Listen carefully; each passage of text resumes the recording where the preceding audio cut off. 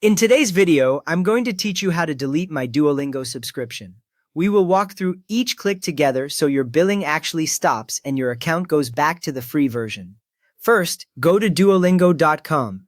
Open your browser and type duolingo.com into the address bar. Then press enter. When the page loads, you should see the Duolingo home screen with the familiar green owl and language courses listed. If you land on anything else, such as a support article or the App Store, make sure you correct the address so you are on the main website.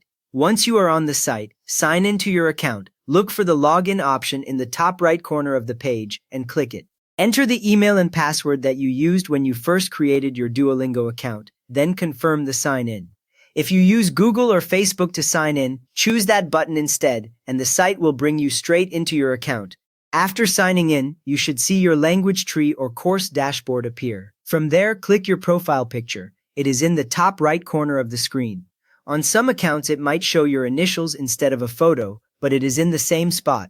When you click it, a small menu will drop down underneath. Seeing that small menu appear tells you the click worked and you are ready for the next move. Next, select Settings from that menu. The page will change and you will be taken to your account settings area. Here you will see several tabs or sections, such as Account and Notifications, usually listed along the left side. This is where Duolingo keeps all of the controls that affect how your account behaves, including your paid features. Now open Super Duolingo. In the list of options on the left, click the one labeled Super Duolingo. The main part of the page will switch to show details about your subscription. You should see information like your current plan, the renewal date, and sometimes your payment method. If you do not see those details, check that you really clicked Super Duolingo and not another settings tab. With that ready, click Cancel Subscription. You will find this button or link on the Super Duolingo page, usually near the renewal information.